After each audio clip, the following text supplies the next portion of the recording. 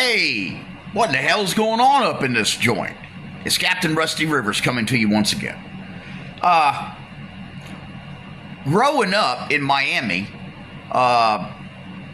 we would be out on the water almost every single weekend. My dad would usually have us out in the third shipping lanes, and we were only in a 21-foot Mako open fisherman with a 200 Black Max Merc on the back. But anyways, I had a really good buddy in school, and usually every Friday when we got out of school, he would walk home with me and and stay the weekend and go out on the boat with us. And he was a really interesting fella. And one of the things that usually always happened is he was sleepwalking.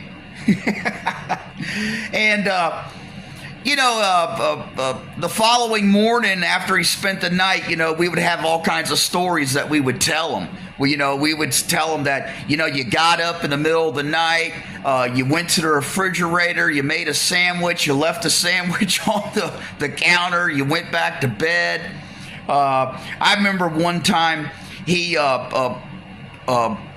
was sleepwalking, and he went out into our backyard, and I had a tree fort up in one of the trees in our backyard, and he climbed all the way up that tree fort and stayed up there for a couple of hours, got up, and then come back down and went back to bed. Now, sleepwalking is it's really fascinating. One of the hallmarks, of course, of sleepwalking is when you sit down with the person that was actually doing the sleepwalking and you tell them all the different things and the activities that they were doing, they're baffled. They can't believe what they're hearing. And at first, they're incredulous. Did I say it right? Incredulous. Yeah, they find it incredible. They don't believe you. They don't believe you that you told them that, you woke up, you got completely dressed, you went outside, you sat down in the car, and you came back in and changed your clothes and went back to bed. I thought about it over years, especially with my own experiences, sitting down with various women and having a discussion about hypergamy.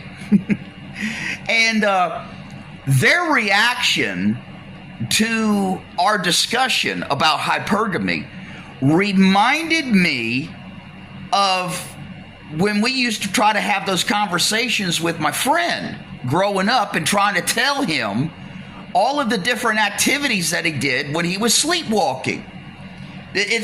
We got the same reaction. I would sit there and I would have this intellectual, in-depth, heartfelt conversation, not with an adversary, but, somebody that cared for me and I cared for them. And this is ranges from girlfriends to my wife of 24 years, to family members.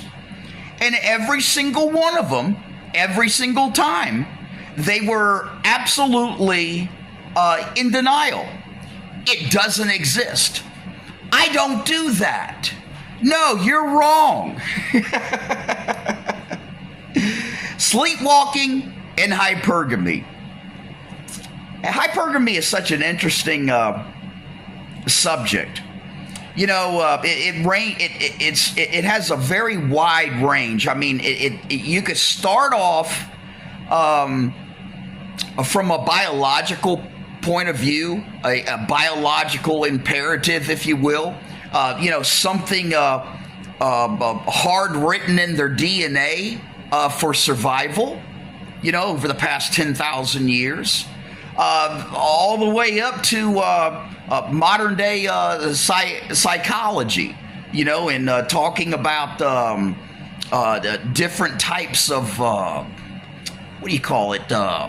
attachment styles and different things. I mean, it can get just nuts. But basically, yeah, that's how a woman operates. She's doing things that are for her benefit. She is subconsciously always analyzing her environment. She's subconsciously always asking her inner self, is this the best that I can do? Does this situation currently benefit me? And remember that too, folks. There is no such thing as equity building with the woman. Okay? Now, also keep this in mind. You know, most of this that we talk about in the manosphere, it all falls into the 80%, 20% rule. Okay? It's not going to happen every single time, but buddy, I'm grabbing the 80% parachute, okay? I'm going to go with the 80%. You know, so it's a pretty much a foregone conclusion that 80% of women, you know, fall into this category with this hypergamy stuff. And you know, I once heard Rollo Tomasi one time say that the ultimate form of hypergamy is abortion. It's where the mother kills their baby so that they can go out and party to kill. Well, I understand where Rollo was coming from on that one, but I'm going to have to disagree. I think the ultimate form of hypergamy is when the wife kills the husband.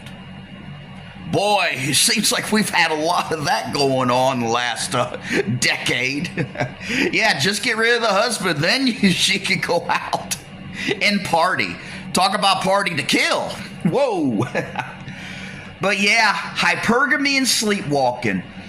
You know, so fellas, I mean, if you want to sit down and try to have a conversation with a woman about a hypergamy, probably the best you're ever going to get from them is that they'll agree with you in general, but they'll say, but that's not me. I don't do that. Reminds me of my ex-girlfriend. Every single time we would have a discussion about any type of red pill topic, 80% of the time she would agree with me. 80% of the time she would agree with the red pill. It just didn't apply to her. And with that, Captain Rusty Rivers signing out.